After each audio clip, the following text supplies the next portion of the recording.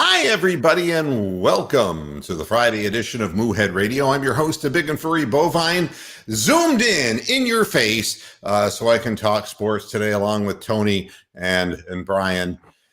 I want to start out the program in a certain way and in a certain tone, and I just want to be able to communicate across generations. I'm already an old guy, I don't feel old. I'm very young mentally, but physically, I've been on the planet now for 63 years. But I wanted to point out something. Hank Aaron wasn't on steroids. Okay. That's first thing. Hank Aaron didn't have to play for the New York Yankees and surround himself with high-priced talent so that people couldn't pitch around him. You didn't have to take him out in the late innings of a game for a defensive replacement because he's one of the 5 best right fielders defensively in the history of baseball. You didn't have to worry about him just trying to do one thing because he hit singles, doubles, triples, and home runs. There are so many things I could tell you about Hank Aaron that go counter to everything that gets talked about today. It's not like he had to hit at a time when the pitchers' mounds were so high that pitchers had advantages, and it still didn't deter him. He didn't make a lot of money, and he wasn't jumping around from team to team. He didn't have to play in a major market to get noticed. There's just, he stole between 16 and 30 bases a season and never got a damn bit of credit for that. Had over 3,000 hits in his major league career. Never took amphetamines like Pete Rose did. All he did was year after year after year, 23 years. Looks like I picked the wrong day to stop sniffing glue. Yeah, 23 years, never on the disabled list in his entire career.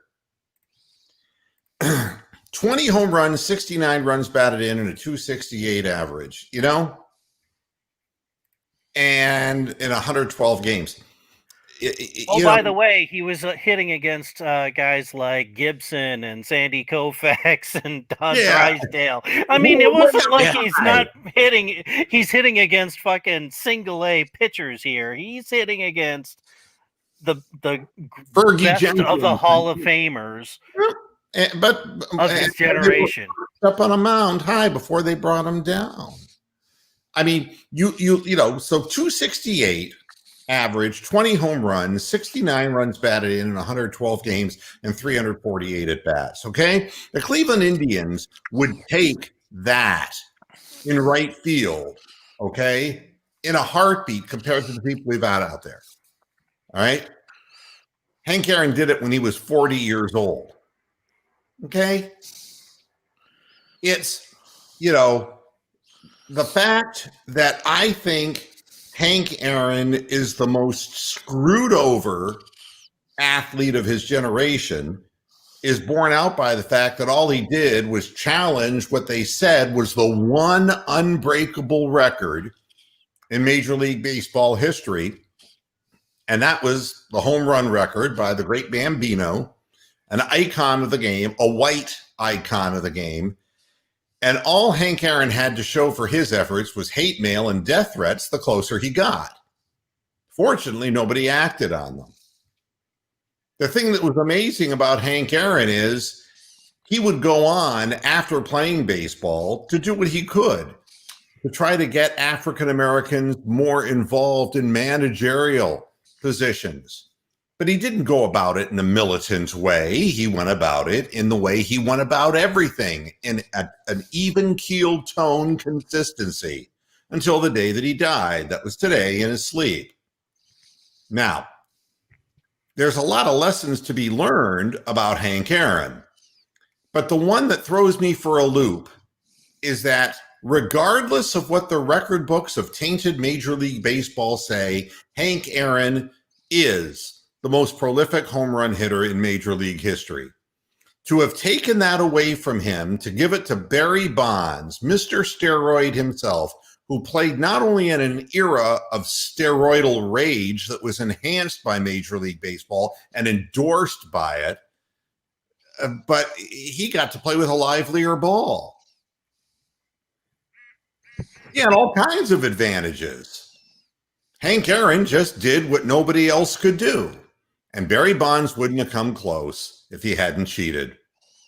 So, and I said this, and I've been saying it for years, doing this damn show, that it is a grave injustice. And, I'm not talking about asterisks in record books. What I'm talking about is what I lived through, what I saw, and what I know. Hank Aaron's 755 home runs is the most in Major League Baseball history performed by a natural athlete. And he graciously accepted it when Barry Bonds stepped up because he was a class act from the beginning to the end. And I, for one, have a lot of memories of him. And you know the famous video when he hit his 715th against Al Downing? He's rounding second base and two young guys ran at him. Yeah, and then there was a girl that ran out after he rounded third. The two guys who ran out, one of them was future TNT announcer Craig Sager. It's true. Yeah, it is. It's amazing. And a little piece of history forever on celluloid. So I didn't want to start out the program any other way because I have such a respect for Hank Aaron and he was such a great player. And I just wanted to go over just a little bit.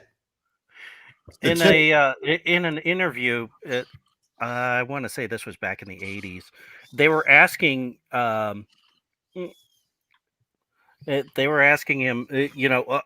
how he was able to hit so many different good pitches, especially from guys like Bob Gibson and Sandy Koufax. And he said, well, I was born with the ability that I could see the strings on the ball as it was coming off of their hand and read whether it was going to be a curveball or a slider or whatever based on the rotation of the strings.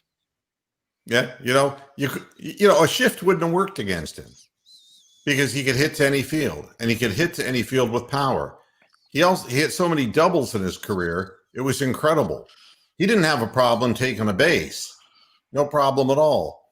If you take a look at the sheer number of hits that the man had, 3,771 hits.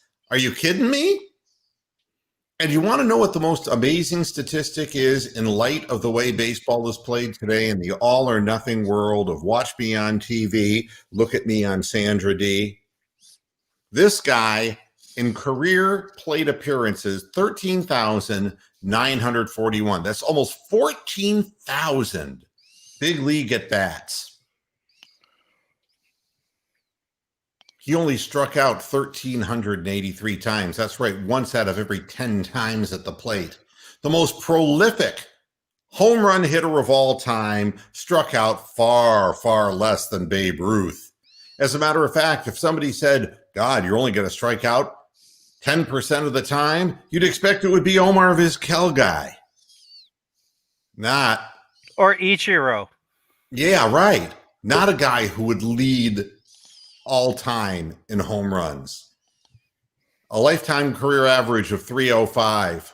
It just goes on and on. He had his fielding. He was a career 980 fielder. I mean, he won Golden Glove awards. You name it, the guy did it. And the sheer, and it wasn't that he was some, and that's the thing that bothers me. They said he was 6 foot. He was 5'11" and 180 pounds, and it had nothing to do with this body that people built for themselves to look like the Incredible Hulk during the steroid era of baseball. It was all in his wrists. he just broke his wrist. The ball would just explode off the bat. It was amazing to watch.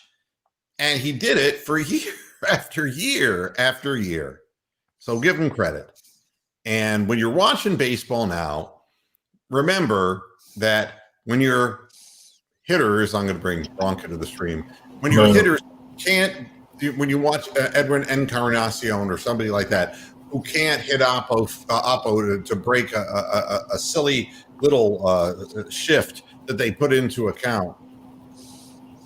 Think of Hank Aaron, who they could put a shift on, he'd go to the right and go over the right field wall with it. You know, the game is I know the game changes and that it's different, but I've never been able to accept baseball from a childhood, and Brock's a childhood baseball fan. The notion of destroying the sacrifice, of really denying, parts of the infield to hitters and them caving in anyway and trying to pull the ball over the wall. Like they can hit 40 home runs, but they strike out 1 out of every 3.5, 4 times they come to the plate. And that's considered acceptable because that's what makes all the money that Hank Aaron never got a chance to earn. I just don't like the way baseball is anymore. It's become so specialized to the point where, and it's like for the almighty home run, managers will give up any sane strategy, and they're not hitting as many home runs as Hank Aaron did, playing the game right. It's amazing. So that's my farewell to Hank Aaron is, in my mind, he was even overshadowed in his own time by players like Willie Mays. Willie Mays was a great player, don't get me wrong. But he was a temperamental guy, Willie Mays. Hank Aaron was steady Eddie, man. 40 home runs every goddamn year. Just bang, bang, bang, bang, bang. He just, like a cookie cutter, he'd bang them out. But in his own time, and by the time he was done, he had just surpassed Babe Ruth's record. People said, where did he come from? Unbelievable. So, going to miss Hank Aaron. Yeah, Bron. I have a couple of Hank Aaron stories, but this is something that all you guys should be aware of. He was a Cleveland Brown dog pound fan, and Hammers actually saw him in the dog pound. So yeah, back in the 80s and 90s, he would regularly show up at Cleveland Stadium for Browns games in the dog pound. The other thing, a couple stories of my own. 73, the year that he was actually chasing the record because he passed the record. In 1974, my dad took my family to Three Rivers Stadium for the day to see the Braves play the Pirates. And we were all getting all excited to see Hank Aaron. And it was a Sunday, and they decided to rest Aaron, and he didn't play that day. So, but I did see Darrell Evans and Davey Johnson and Dusty Baker and Ralph Garr. That's autograph. I'm kidding. Yeah, that 1973 Braves team had 2 other guys that had 40 home runs, along with Aaron, who was like just 1 year away from the record and been playing for 20-some years. But I did see Hank Aaron hit his first American League home run, which was at Cleveland Stadium, and when he was playing for the Milwaukee Brewers, like in 1970. He never had big market. He was in Milwaukee when Milwaukee moved to Atlanta. He went to Atlanta, and then he traded at the end of his career. Yeah, it was the last year of his career, and he hit a home run against, I forget who the Indian pitcher was, but it was like one of the early games in April, either 76 or 77. I'd have to look it up. But and what Ronald Forgas says in the chat room is true. Tom House did catch the home run ball that was number 715 and ran it in from out there and brought it to Hank Aaron, who openly wept when that happened. Aaron was a good man. Yeah, I mean, if you want to read probably the best sports autobiography of all time, read I Had a Hammer, the Hank Aaron story. And that is an absolutely amazing book. And there's a lot of harrowing stories of his early career trying to break into the Sally League, the South Atlantic League, as a young 17, 18-year-old Negro down in the South, playing all southern towns in these little shit southern burgs, and all the shit that he had to go through in the minor leagues. And then he got brought up, to Milwaukee like in 1951 or 50, I want to say. And then obviously he was still hitting 40 home runs in 1973. So that longevity of hitting 40 home runs, 40 home runs, 40 home runs, 20 years, that's how you get 800 home runs.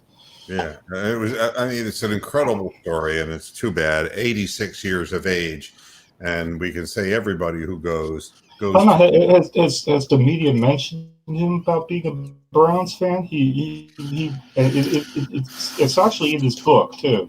About how he started following the Cleveland Browns. I think he was a friend of Jim Brown. Yeah, on Cleveland.com or one of them, they talked about how he actually got to know Ozzie Newsome because Ozzie played his college. Ozzie went to Alabama, and Hank Aaron is from Tuscaloosa.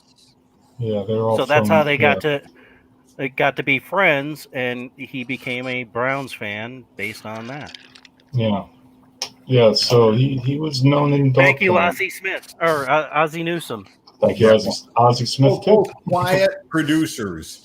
They didn't talk with their mouth. They talked with their games. I'll tell you what, they're a lot like Nick Chubb's a lot like that. That's right. And that's why I like Nick Chubb.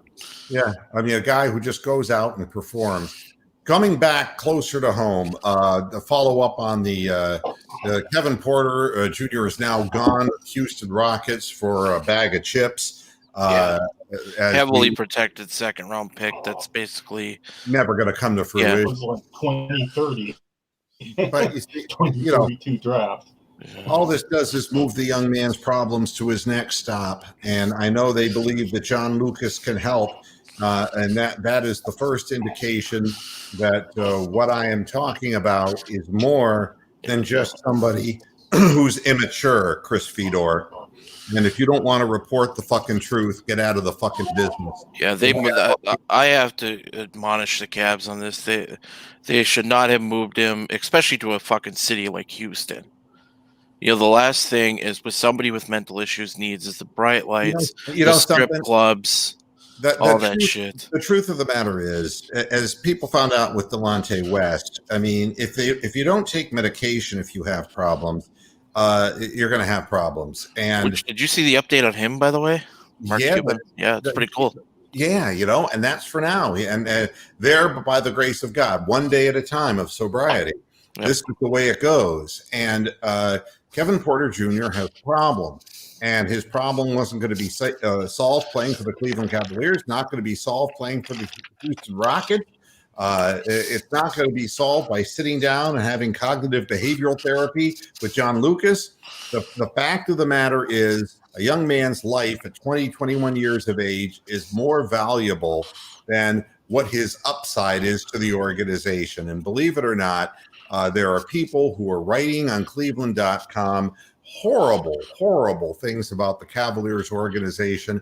Chris Fedor is somebody who I disrespect, and I will continue to disrespect because as a journalist, he's a hack.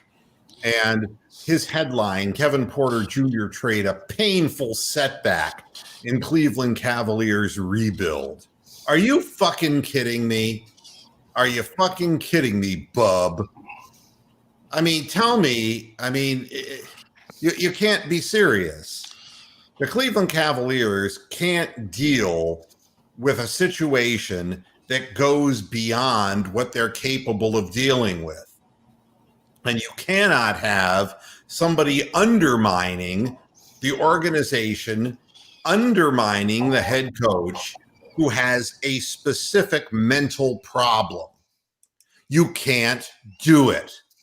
The players who play for the Cavaliers are 7-7 because they're buying into a unique concept in the NBA, and that would be playing defense. And he's got Colin Sexton and got Darius Garland, and he's got Larry Nance Jr.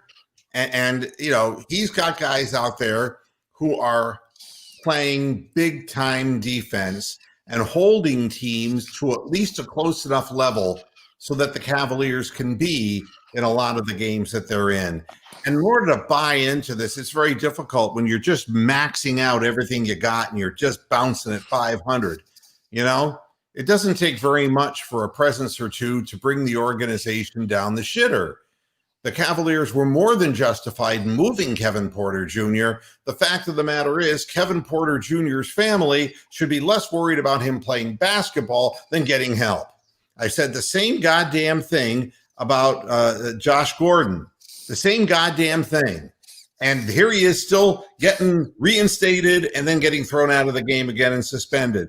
I mean, you can't get your life together when you're surrounded by something where you're continually on the road. You have no home base. You're on the road, and everywhere you go, you're identified as a professional athlete, and people want to party with you and be seen with you.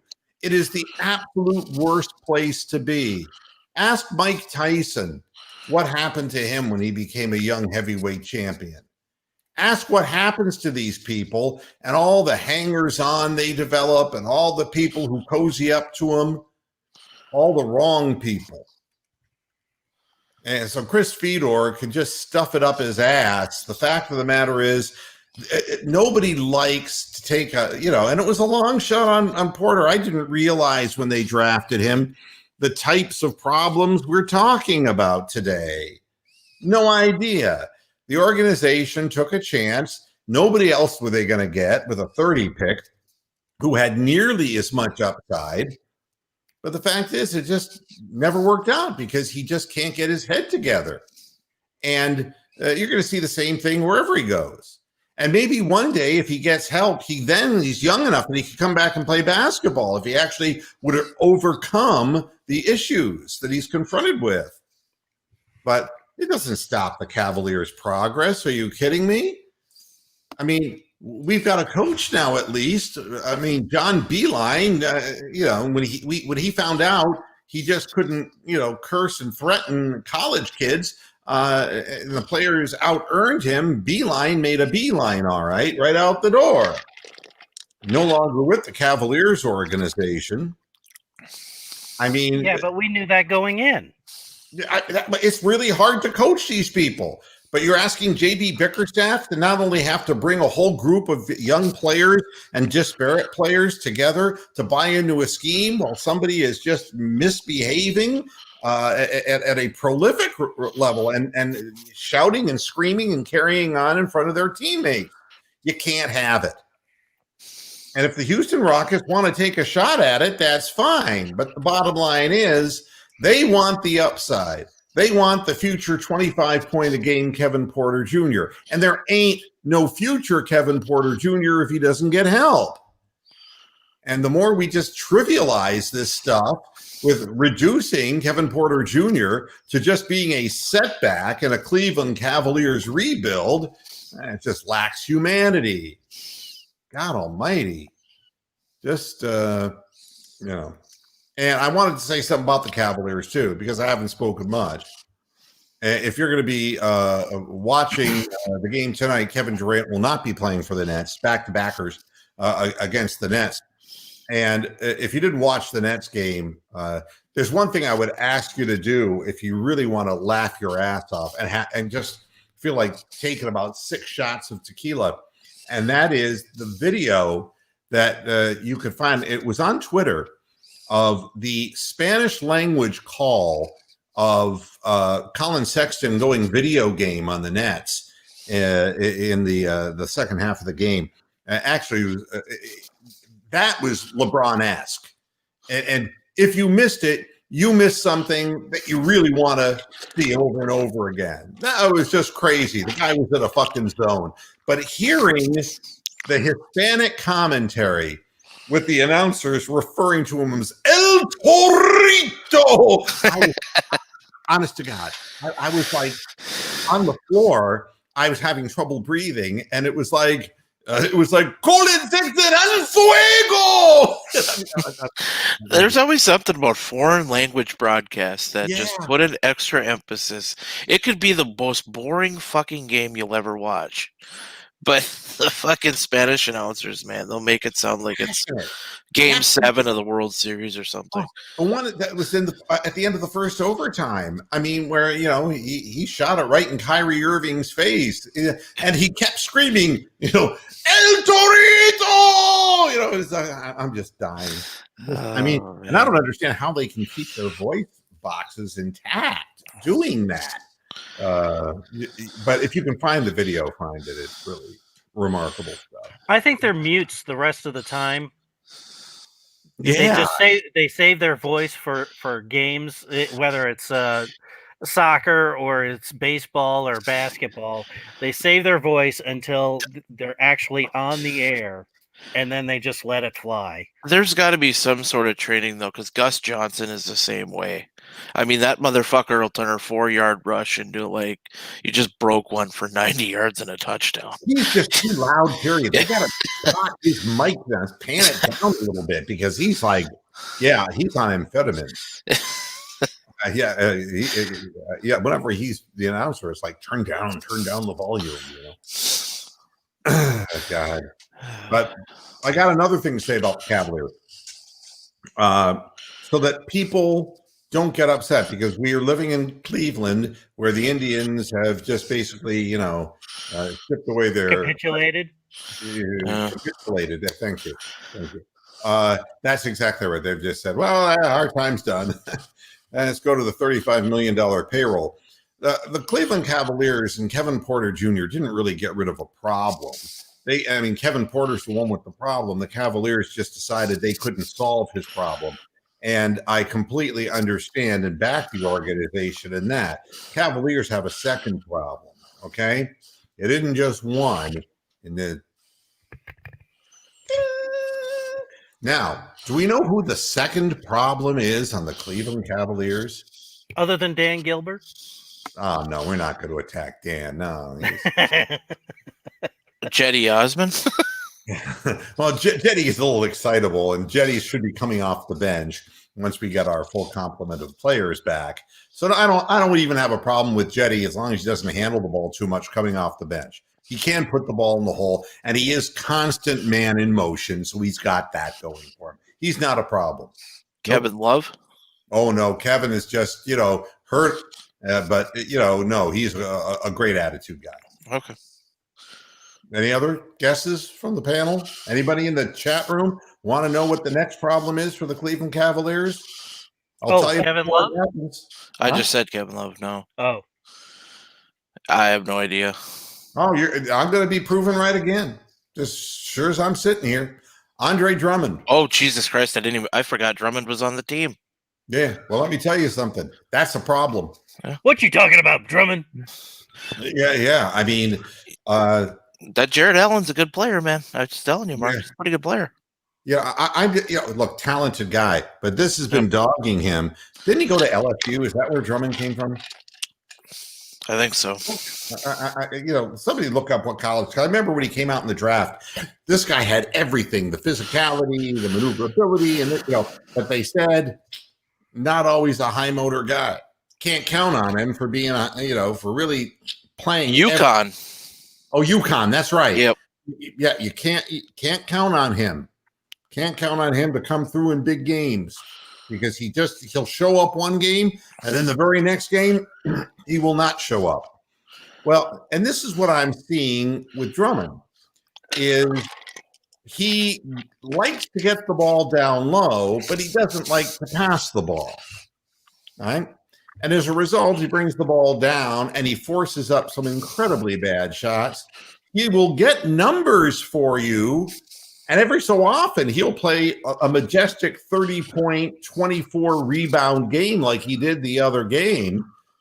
But what's happening is he's playing with a team where he feels that he has a right to take more of the shots and be the leading scorer, even though he doesn't shoot very well, can't shoot a free throw to save his soul, and isn't content being what J.B. Bickerstaff wants him to be, which is an intimidating force in the middle, play defense, rebound, and under the basket, play with passion to get not only rebounds, but follow-ups and to horse the ball up strong rather than these stupid flip moves that he keeps trying during the course of games.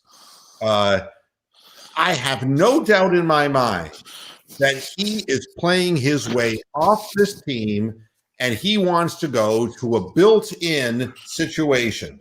There ain't no built-in situation in Cleveland, but we've got Jared Allen. And if you didn't watch the Nets game, first Nets game, I'm not going to tell you what's going to happen tonight because it probably ain't going to be as pretty. The Cavaliers had a really fortunate shooting game. They shot 52% from regular and 50% from three. I mean, that's probably not going to happen again this year for the Cavaliers. But they played good defense in spurts, and Colin Sexton played a remarkable basketball game. But all of them kept their cool when the Nets made the run, which you knew they were going to make with the players that they have.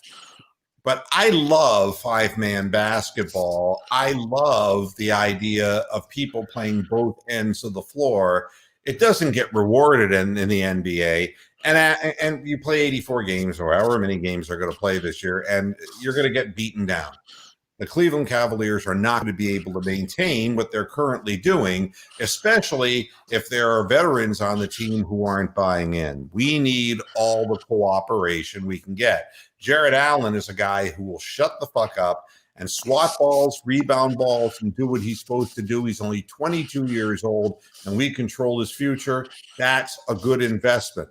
So instead of talking about Kevin Porter Jr., Chris Fedor, you should be talking about how the Cavaliers got in the back door on a Harden trade and managed to score themselves, not just one, but with Prince.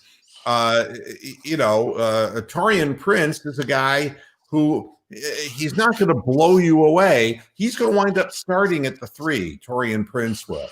But he will make an effort to play defense, which I thought he was weak at. But everyone's telling me that what happened to him going to the Nets was more just a matter of the type of basketball the Nets were playing, and that he is more than capable of playing defense, and he may be far better off in Bickerstaff's system than he was playing elsewhere, playing up and down in Atlanta, for example, before he was shipped off to the Nets.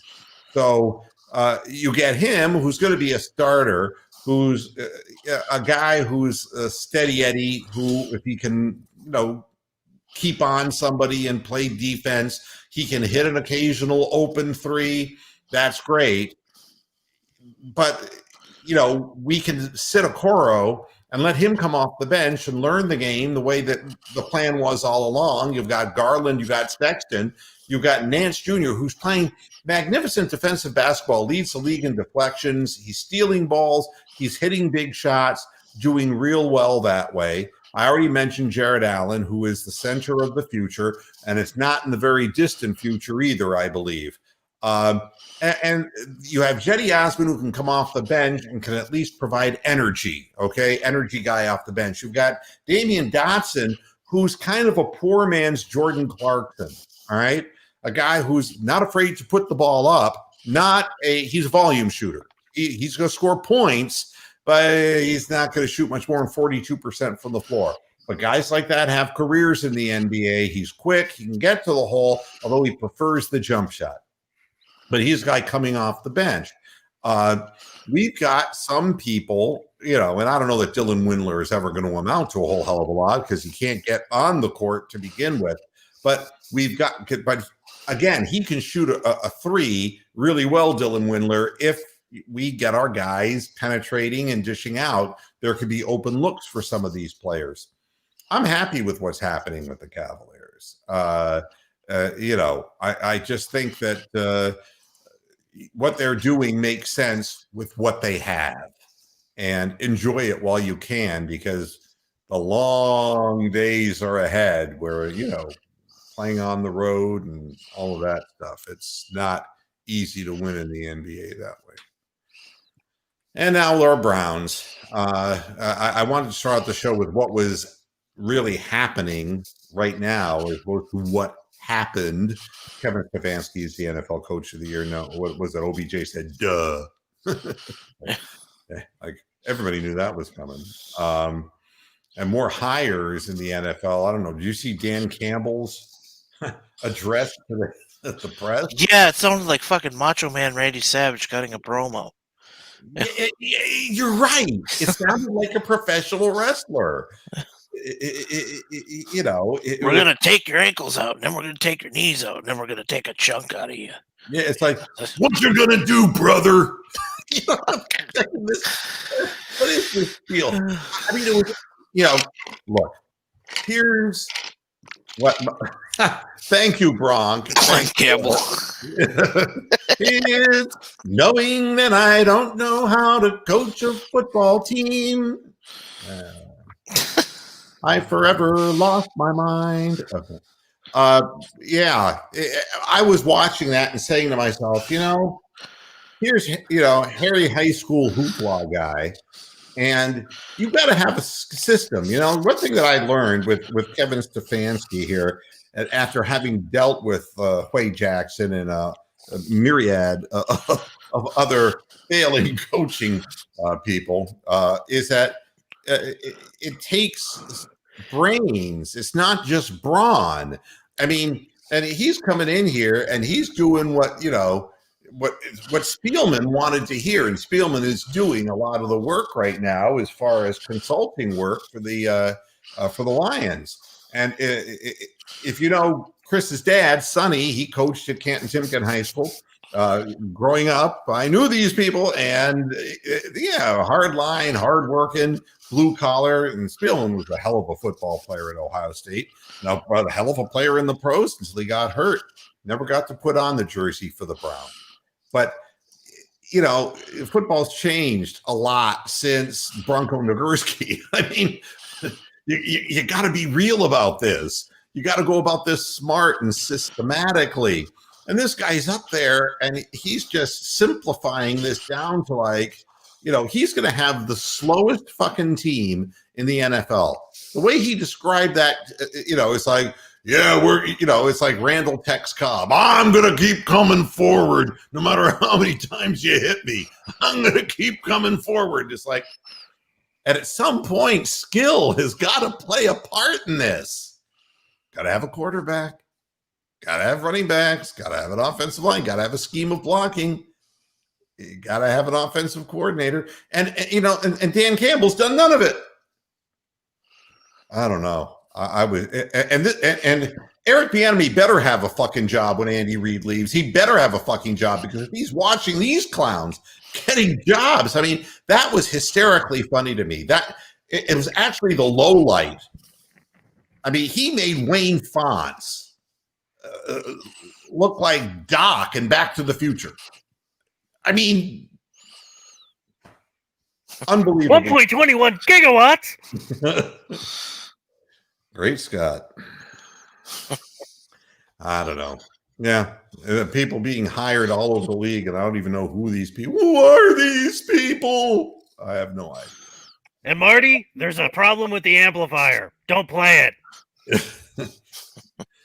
Yeah, it's just, I've never seen anything so, and the press is having a good old time with it right now. Wait till they're 0-6. It ain't going to be so cute. They had a really good time with Freddie Kitchens. Remember, what a folksy guy, man. Double wide RV guy. Hey, I love this guy. He's a manufactured home kind of guy. Look, he's a homespun guy. Isn't he clever? No. I mean, by the time he went for fourth down by, hiking the ball sideways for the third time, it's not funny or cute anymore. They're going to turn on this guy like there's no tomorrow. It's like, you brainless fool. They're hitting what's in front of them, but they're not fast enough to get to it. God.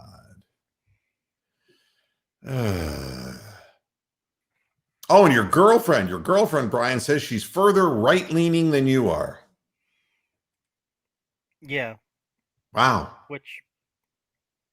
Where'd you meet her? At a Klan meeting? I'm just having fun. It's like... Oh, and by the way, Keith, she's not very fond of the French, though. So Well, neither am I. Neither am I. The French wear perfume so they don't have to bathe. I'm not really good, you know. They would smell much better if they smelled like baguettes. It would be much better.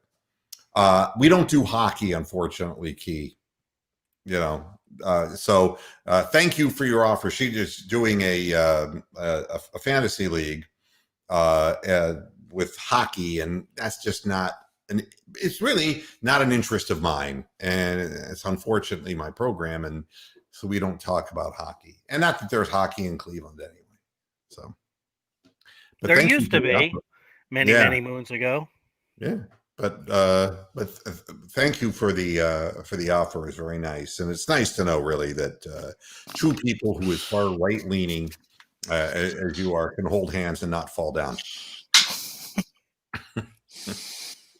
Or spin the globe off of its axis. Yeah, exactly. Yeah, fall off the Kyrie Irving's flat earth. Yeah, that was the other thing I noticed watching the Cavaliers was watching Kyrie Irving out there for the first time. And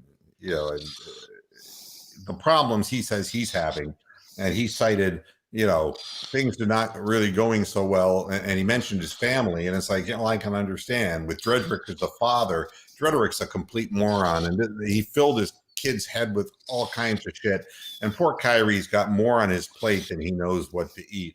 And another example of, you can say, what a dismantling of Cleveland when he just insisted on getting his way out of there and bad acted his way out of Cleveland. One of the best thing that ever happened to the organization. Look what he's been since.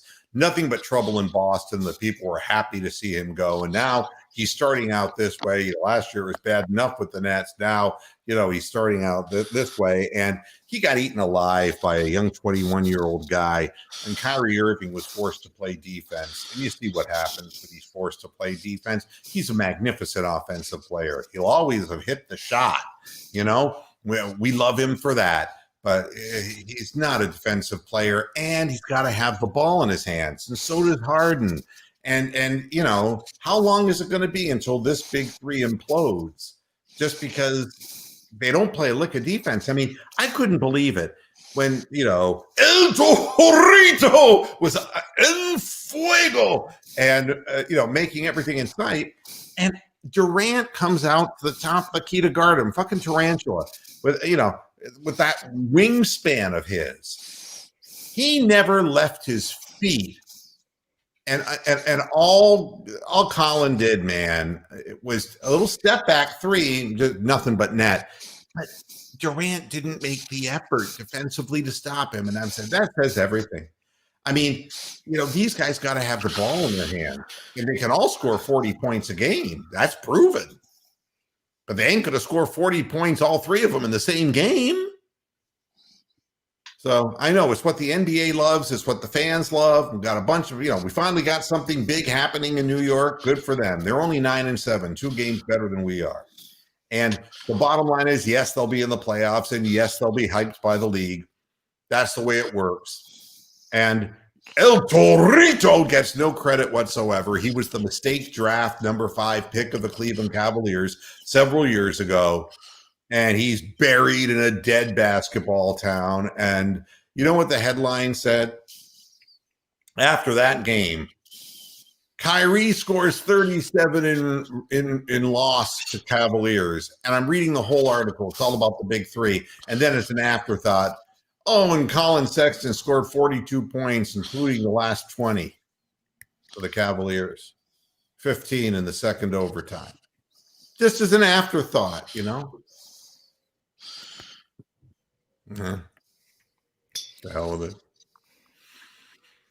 But at any rate, so the Browns, the Browns proved something that we all knew. And it really amazes me. Everybody's quarterback. Got to have a quarterback. And I get that. I'm happy we have Baker Mayfield, and I'm sure the Bills are thrilled that they have Josh Allen, and that the Chiefs have Mahomes, who is going to play, and we knew he would. And so Mac Wilson won't be lynched by people in Kansas City for a clean hit on a bad play call by Andy Reid. But the bottom line is, you got nothing if you don't have an offensive line. I mean, a good offensive line could actually make an average back look good. Now, maybe not explosive, but good. You can get 4.5 yards to carry. If you're a mediocre running back who just knows how to run to daylight, you have a good offensive line in front of you. We just never seem to have that. We'd have one good guy on one side of the line that somehow we would always fill them in with these bozos. And quarterbacks got killed. I'd say that if I had to build one thing, I'd build an offensive line first, because an offensive line needs to gel, and it takes a little time for an offensive line to gel. And in the time it takes, you're going to be pretty bad for a while. You'll get your quarterback. Even if he's not the guy who is the greatest guy in the world, Tua did take the Dolphins to the playoffs. I mean, it's not like he was great. You'll get a quarterback, but without an offensive line, you got nothing. And that's what the Browns did. They went out and got an offensive line, and it really showed this year more than anything else. We got prolific running backs, prolific offensive line developing, and we got tight end. And it makes me feel so much better. And they're saying, "Oh, is OBJ going to come back?" Yeah, but he's going to come back to a different situation. He ain't going to come back saying, "I'm OBJ from the world champion, the New York Giants. I got a Super Bowl ring, and you got to throw to me." It's like, nah, fuck you, man. We're winning in Cleveland. You're either part of this or you're not part of it. His leverage is all gone. Anyway, he's going to be playing for a winning football team, and he will be in Cleveland. He will be playing, and he will find his role. And if he doesn't find his role, he won't be playing. That's all. But if we can make Hollywood Higgins into something meaningful, I mean, let's be honest about this. We're winning with Rashard Higgins and Kadero Hodge. We're winning. I mean, and Landry is a really good receiver, but we're throwing to tight ends. We're hoping that Njoku catches the ball, and we're scoring that many points a game. We're way far ahead of the curve. And the Bengals got their quarterback, but they got no offensive line. They got him killed, and the guy already's ripped his knee out. This is what happens. You can't get the quarterback first. You got to get the offensive line first. It makes, and it's like what? Nick Chubb was what? The second round, the Browns pick in the second round? Yeah. Yeah. I mean, you didn't even need a first-round running back, for Christ's sake. And he's a good one. Don't get me wrong. But you build an offensive line, you can get a hold of a running back in the second round, and he could become really solid. The Kansas City Chiefs, I mean, you take a look at them, I mean, so Kareem Hunt goes away. So, I mean, other people walk in and get the job done for them. Good offensive line, you can find the running back. Once you got the offensive line, with a second-round pick, you can find a running back. With your first-round pick, you find a quarterback. It's not going to be the guy who's 1, 2, or 3, but it's happened in a lot of cases. There's a lot of quarterbacks good enough to make a lot of, maybe not with the longevity, but a lot of future Phillip Rivers guys. A lot of guys who are going to have long careers in the NFL, and they may not be the greatest thing since sliced bread, but they can get you to the playoffs. Maybe they can't get any further along than the first or second round, but they can get you there. And I've never understood why this fascination with let's bring a quarterback in to a decimated team that has no ability to protect them. I don't get it. So I don't know, maybe somebody on the panel has a better idea than I do.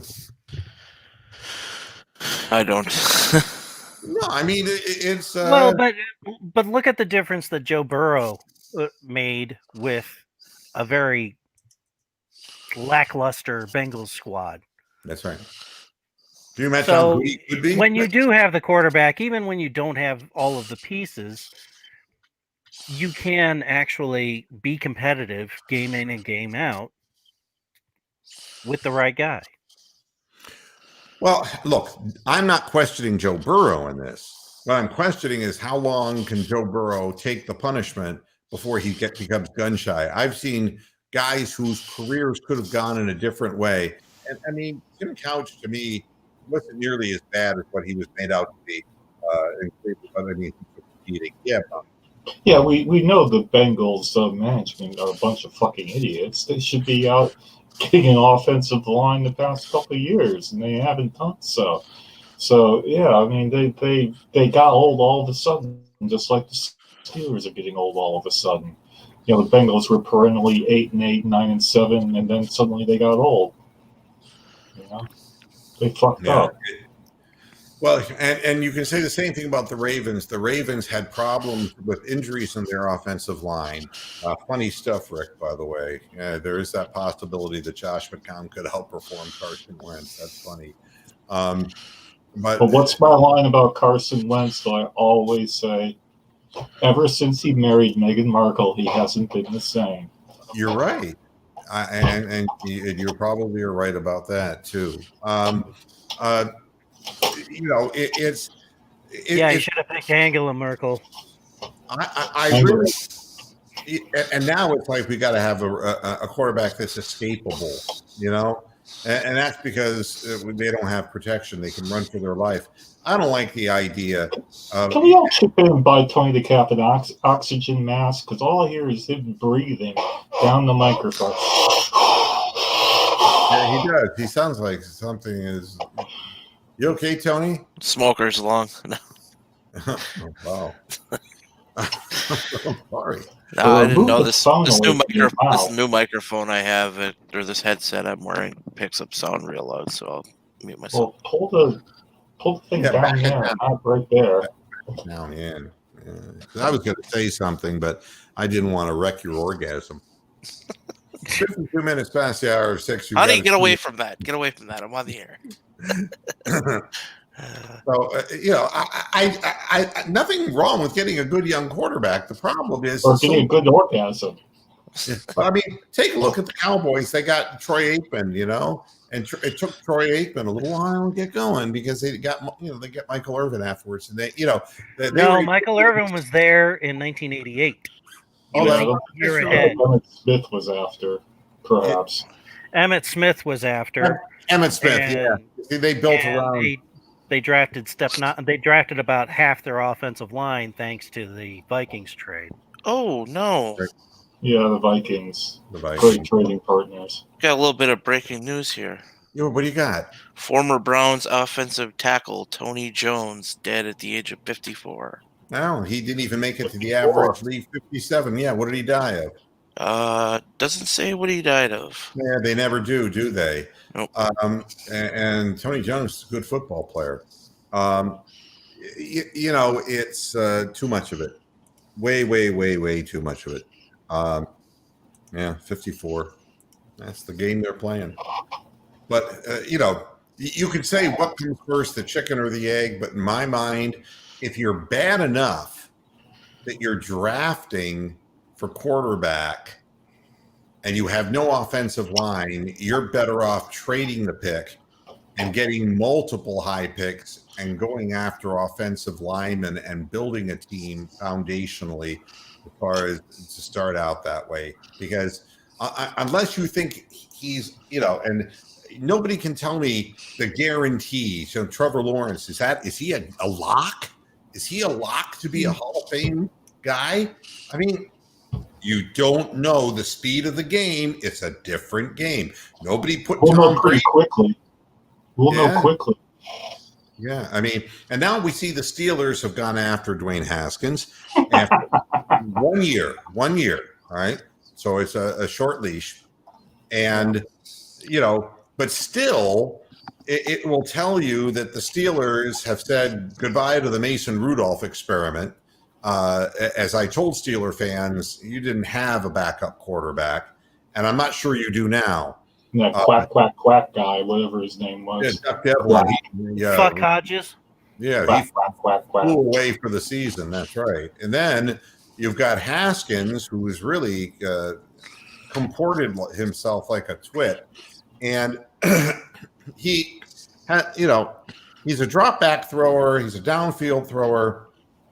I suppose he can hand the ball off if the Steelers get a running game, but he's not a long-term answer to anything for the Pittsburgh Steelers. He's an insurance policy in case when Ben comes back, which he will. Ben will not quit going down the way he went.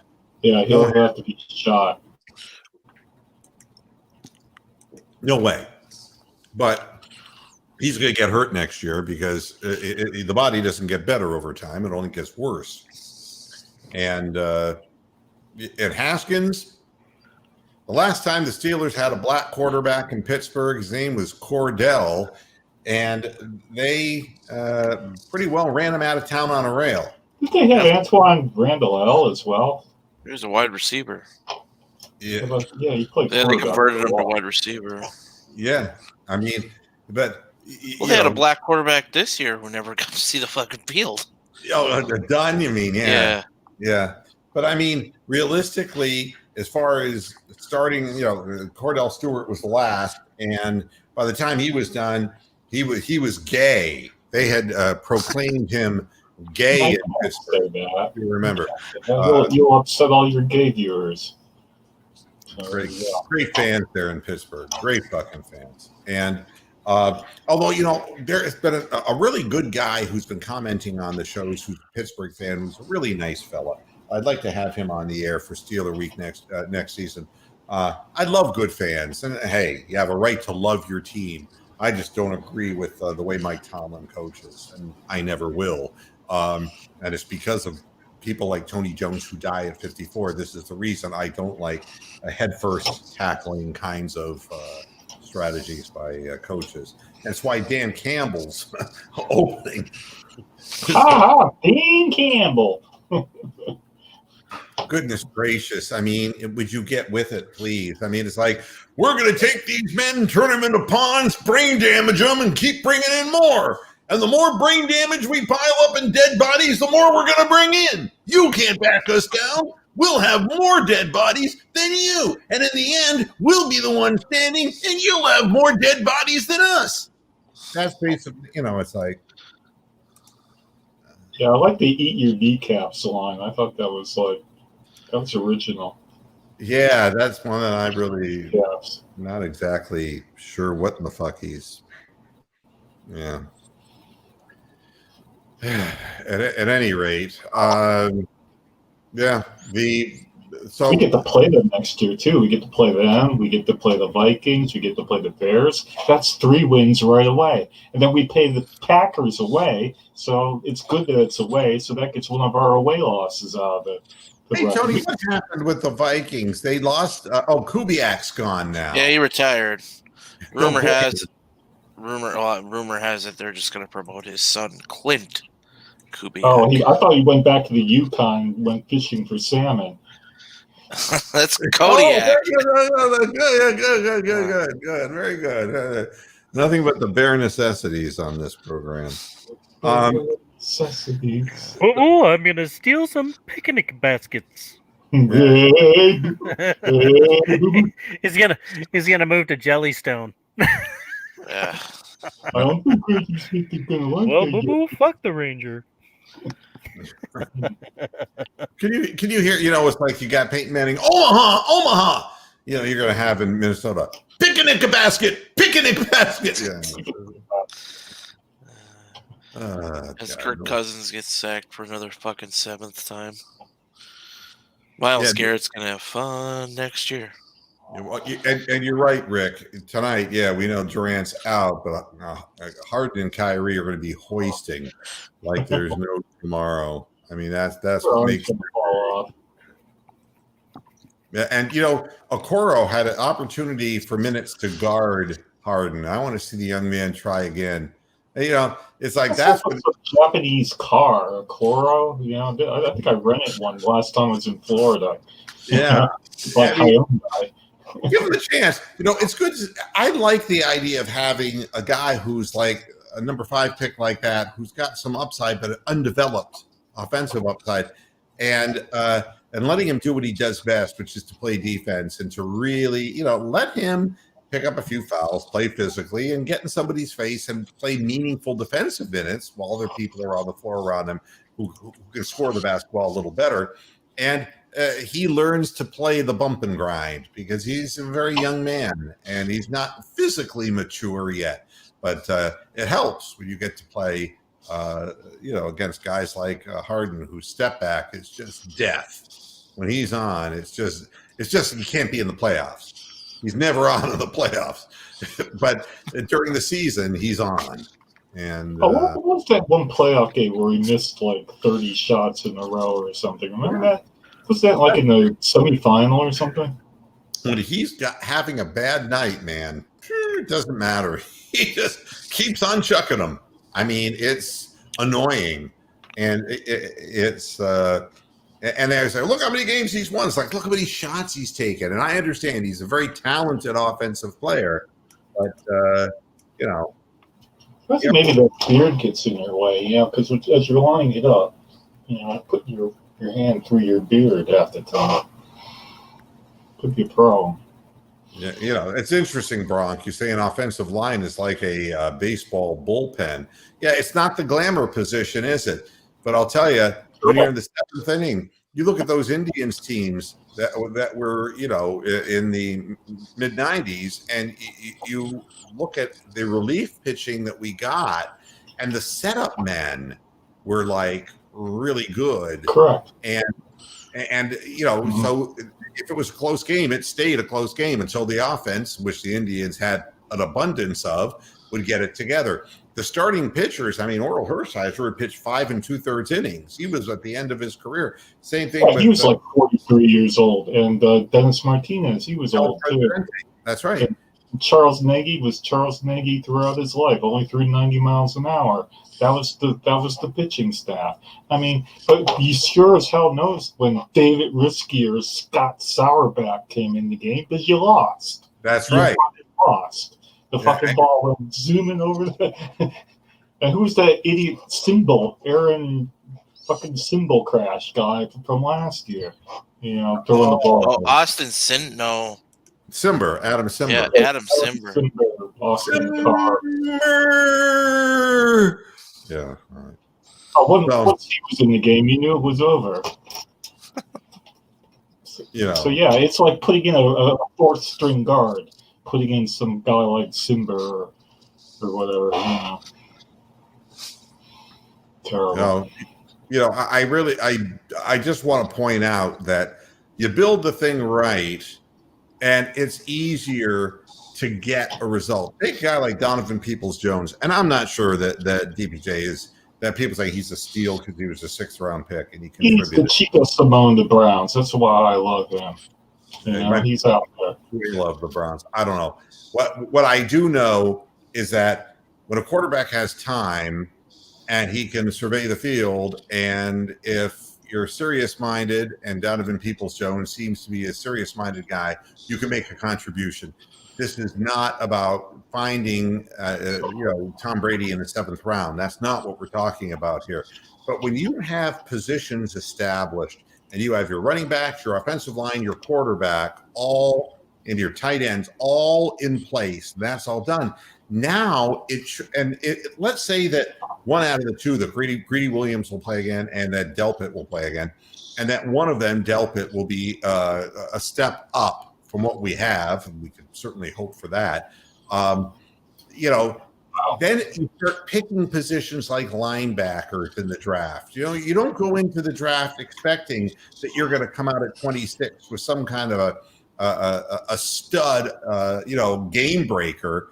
But what about a really good hard-hitting linebacker? What about a really good coverage cornerback to go with Denzel Ward? You can add pieces, and every guy who makes a contribution, a guy like Harrison, who was just kind of cast off by another team, was much better than what we had at safety with this team. So you kind of incrementally get better that way, and you get a hit here and a hit there in the draft, and suddenly you're really a special team. Yeah, Bronk.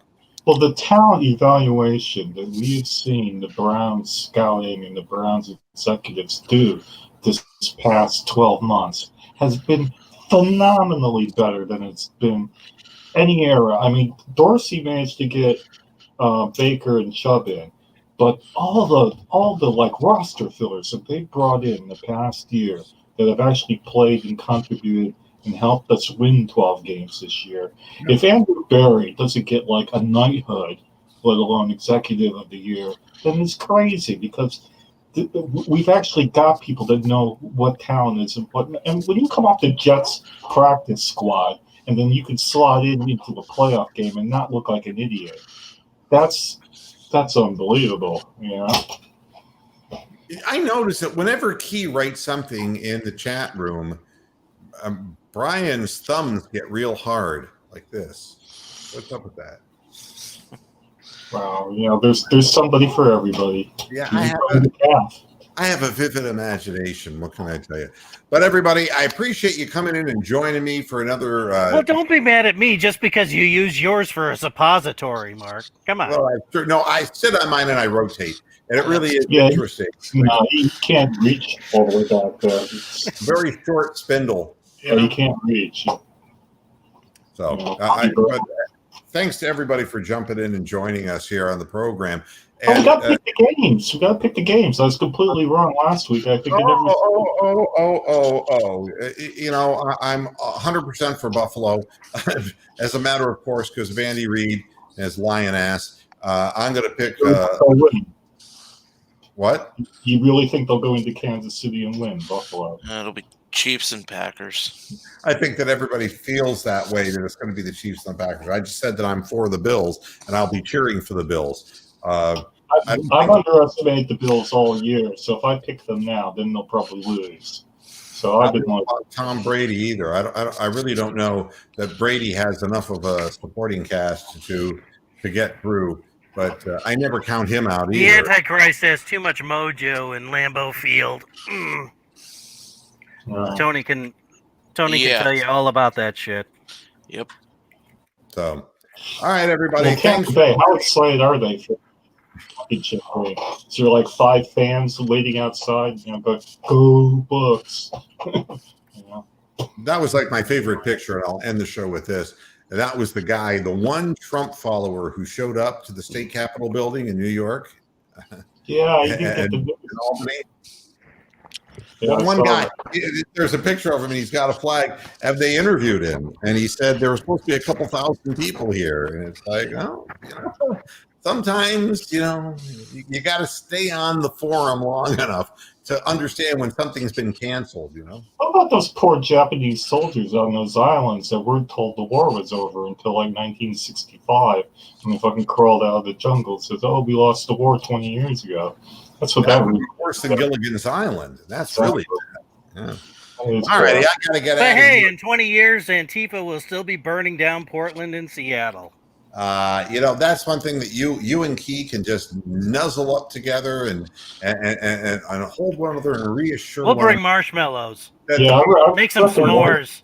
When the people with the torches come after me, I'll agree with you 100%. But until it happens, tiki torches at Walmart now. You can get like 3 for $10. Tony, on your way to Florida, you gotta pick up some torches and a pitchfork. But I do have a suggestion, a serious suggestion. Back in Germany, and I'm doing this because, I was raised Jewish. In Germany, there were signs long before there were work camps and death camps that Jews were having individual rights stripped from them, citizenship removed from them. Their books were being burned. There were all kinds of signs. And, and the question historically was, when this shit was going down, why didn't the Jews get the hell out of Germany? And the answer was a lot of them didn't have anywhere to go. 2, they would have gone somewhere else in Europe, and that probably wouldn't have benefited them either, simply because of what was going to go down in the following years anyway. And there was a percentage of people who just couldn't believe it. I mean, they didn't want to believe that could possibly happen. Well, and it was more expensive to migrate back then than it is now. Very, very dear to get out of. Any stat migrate easier that now. Way. We can look at it back then and say, why didn't you get out of there? And I talked to people, who were my teachers when I was young, who were in concentration camps, and it's like, before it came to that, why didn't you get out of the country? And there were all kinds of answers. But, you know, if you believe, Brian, that this is all going to happen, you're absolutely convinced you're right, just move. If communism is going to take over here, get out of here before it happens.